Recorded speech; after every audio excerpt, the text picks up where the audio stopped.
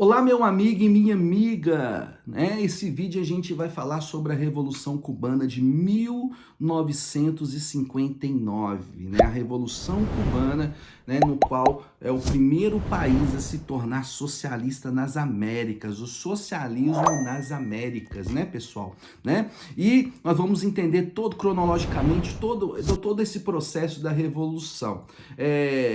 Em 1898 acontece a Guerra Hispano-Americana, né? É a guerra pela independência de Cuba. Estados Unidos apoia as pessoas, né, as pessoas que estão ali na colônia, e eles lutam contra a Espanha. Lembrando que a ilha pertencia à Espanha, a ilha era uma colônia da Espanha, um local de exploração da Espanha. E, né, junto com os Estados Unidos, eles conseguem vencer essa guerra. Né? Vencendo essa guerra, em 1902, Cuba se torna independente. E quero destacar que Cuba foi o último país a se tornar independente no continente americano. E eles começam a fazer a sua constituição, a sua forma de, né, as suas leis, a sua forma de governar, como vai ser governado. E eles criam na Constituição, existe uma emenda chamada Emenda Platt. E essa emenda traz vários favores, vários benefícios, regalias aos Estados Unidos, que foi aliado, né, de Cuba nessa guerra para vencer a Espanha, né? Teoricamente, Cuba, né, no papel, era um país soberano, independente, né, dono de si. Mas na prática, Cuba se tornou totalmente dominada, controlada, o mercado controlado pelos norte-americanos, a ponto de os Estados Unidos ter direito até de intervenção militar quando necessário sobre o país e ter várias facilidades econômicas sobre aquele território. Para você ter uma ideia, tem pesquisas aqui que 75% da ilha estava na mão dos americanos. 40% da exportação do açúcar estava na mão dos americanos. E Cuba comprava, né, de toda a compra de importação que Cuba comprava, 80% vinha dos Estados Unidos, né? E além disso, né, destacando essa forma econômica, o domínio sobre os Estados Unidos ali, os Estados Unidos apoia um governo ditatorial também do ex-sargento Fulgêncio Batista. Ele ajuda a colocar no poder Fulgêncio Batista, né? Cria ali uma ditadura com apoio dele, dos Estados Unidos. E nesse contexto, não somente ali em Cuba, mas em vários países do continente americano, os Estados Unidos apoia ditaduras. Mas com o intuito de quê? De impedir o comunismo, o avanço do comunismo sobre a América. Porque os Estados Unidos quer que o continente americano seja capitalista, né, economia capitalista, com um governo democrata. E a forma que ele encontra, né, de tentar frear o comunismo nessa disputa da Guerra Fria entre comunismo, áreas de influência, né, apoiando as ditaduras militares. Isso também aconteceu aqui no Brasil, sempre, né, apoiando uma ditadura contra a ameaça comunista. Então, a pessoa ficava ali para frear, teoricamente, né, o comunismo na América, né? E Fulgêncio Batista, ele tá ali, né? Ele governa ditatorialmente, mas porém a sociedade está insatisfeita com o governo de Fulgêncio Batista. Primeiramente porque a terra de Cuba está mais nas mãos dos americanos do que na mão dos cubanos. E isso, né, deixa os cubanos insatisfeitos. Outra coisa, o governo de Fulgêncio Batista não é produtivo, ele não satisfaz, né, economicamente, ele não redistribui, né, para a educação, para a segurança, para a saúde. A educação deixa a desejar, é precária, a saúde é precária, a segurança é precária, né? Há um desemprego em massa, a concentração de dinheiro e de riqueza está na mão de pouquíssimas pessoas e no mais, né, na mão dos americanos ali, e isso gera uma insatisfação imensa dos cubanos. né? Não atende, né? A ditadura de Fulgêncio Batista, o governo de Fulgêncio Batista não atende a população. E durante esse contexto, pessoas vendo isso, vai se levantar revolucionários para tentar derrubar esse governo de Fulgêncio Batista e essas regalias e privilégios dos Estados Unidos sobre a ilha. E, né, tem um nome aí destacado na história que é Fidel Castro. Fidel Castro, ele era advogado e ele tenta atacar pela primeira vez o quartel de La Moncada, né?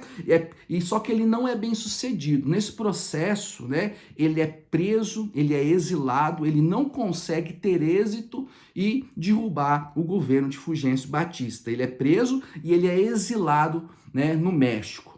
Né? E durante algum tempo depois ele retorna, só que dessa vez ele retorna e ele retorna com Ernesto Che Guevara, né, que era médico, junto com Raul Castro, seu irmão, e eles, né, levantam vários guerrilheiros, né, conseguem vários guerrilheiros ali para lutar, né, para guerrear contra Fulgêncio Batista. Eles criam uma base rebelde ali em Sierra Maestra. Sierra Maestra é um lugar, uma localização estratégica, né, de guerra ali, que era um lugar de uma selva bastante densa, onde eles estavam criando planos, estratégias de que forma conseguiriam, né, derrubar esse governo de Fulgêncio Batista e levar, né, a revolução ali em Cuba. Né? Em 1959, Fidel Castro ele consegue tomar Havana, a principal cidade de Cuba. Ele toma Havana, né, e instaura o governo revolucionário em 1959, né? Então ele consegue, né, derrubar o governo de Fulgêncio Batista. Por quê? Porque além dele ter os guerrilheiros, a maioria da população está insatisfeita devido aos privilégios e devido aos Estados Unidos praticamente tomar conta da ilha. No entanto, tem um ditado, né, porque os historiadores falam que muitos diziam que a Cuba, nesse momento histórico, era o quintal dos Estados Unidos, ou seja, né, Cuba pertencia aos Estados Unidos porque estava na mão dos grandes empresários norte-americanos. Então a sociedade cubana se simpatiza, né, com Fidel Castro, com Ernesto Che Guevara e se alia a eles. Né? A insatisfação da população, a insatisfação do povo contra Fulgêncio Batista fortalece e faz que essa revolução tenha êxito diante desse governo ditatorial, né? Fidel Castro, né, então, tomando o poder e vencendo ali, né, derrubando o governo de Fulgêncio Batista, tomando o poder, ele tem algumas políticas, ele tem alguns projetos, e o primeiro é fazer a reforma agrária ali na terra de Cuba, né? Porque praticamente a terra estava nas mãos dos americanos. Então ele coloca a terra nas mãos do Estado, nas mãos dos cubanos, vamos dizer, e ele faz a reforma agrária. Depois, todos aqueles que eram colaboradores de Fulgêncio Batista, né, ele executa, ele fuzila os colaboradores, os opositores, né, do seu governo. O seu governo revolucionário. Depois que ele faz isso, também ele tem outro projeto político, que é a nacionalização das empresas ali cubanas. E é aí que o problema começa, né, a existir de fato. Porque quando os Estados Unidos, né, perde as suas empresas, perde as suas terras, quando os empresários, não há restituição financeira para isso. Simplesmente Fidel Castro ele nacionaliza todas as empresas, todas as fábricas de todos os setores se tornam cubanos e os Estados Unidos, né, saem lesados, saem no prejuízo. Né? Aquilo que era privado se torna do Estado. E a partir daquele momento, não existe recompensa, não existe, né, o pagamento do prejuízo que eles levaram, e os empresários saem com uma mão na frente e outra atrás. Isso vai desagradar profundamente os norte-americanos, o governo dos Estados Unidos e também os empresários norte-americanos que estavam ali, né, com as suas empresas, né? A gente sabe que o prejuízo foi imenso porque todos ali perderam as suas propriedades, né?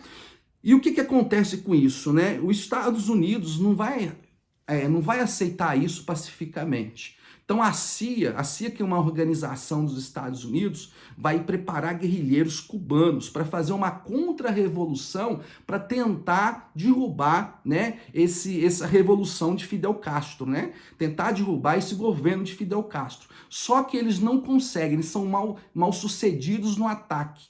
E aí Fidel Castro, ele descobre que por trás de dessa revolução que eles queriam, de derrubar o seu governo, estavam os Estados Unidos da América tentando ali, né, recuperar e colocar novamente outra pessoa no governo e restaurar como era antigamente, né, da forma que era, né, onde os americanos tinham o controle sobre as terras, voltar à forma de governo antiga, né?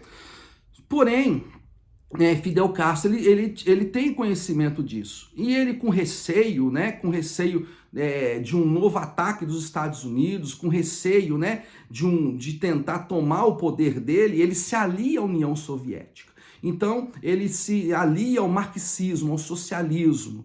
E os Estados Unidos, em resposta, em revide, faz um bloqueio comercial, né? Remove Cuba, né, da Organização dos Estados Americanos. Ou seja, né, quando Cuba entra para o bloco soviético e gera esse prejuízo para os americanos, os Estados Unidos combina com os países, né, do continente americano e isola comercialmente Cuba, né, não comprando de Cuba e não vendendo para Cuba. Cuba fica isolada e a economia, né, enfraquece drasticamente. O que Cuba faz? Aliando, né, a União Soviética, né, para que a economia cubana não entre em colapso total, começa a comercializar com a gigante União Soviética ali no período da Guerra Fria.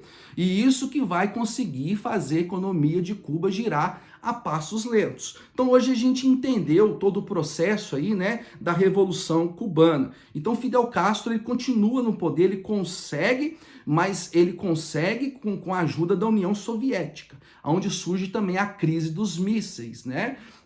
Quando ele se alia ao marxismo, ao socialismo, a União Soviética instala mísseis direcionados aos Estados Unidos ali, com bastante acordo entre os Estados Unidos e a União Soviética, quase entra na Terceira Guerra Mundial, mas aí eles entram em acordo e os Estados Unidos promete, né, um acordo que os Estados Unidos não vai invadir, não vai influenciar ali, não vai tentar derrubar o governo de Fidel Castro. E aí eles conversam em diplomacia, negociam e a União Soviética retira os mísseis de Cuba e cessa, como se diz, essa revolução. E Fidel Castro continua no poder e Cuba é socialista até hoje. Mas até hoje Cuba encontra problemas de isolamento, até hoje tem racionamento de alimentos lá, falta produtos, porque até hoje Cuba se encontra bastante isolada dos países americanos devido a esse prejuízo que a Cuba deu aos americanos e devido também ao socialismo. Os Estados Unidos também queria frear o socialismo ali, né, no continente americano, por isso também que isolou.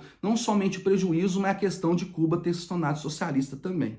No mais, um forte abraço e que Deus te abençoe.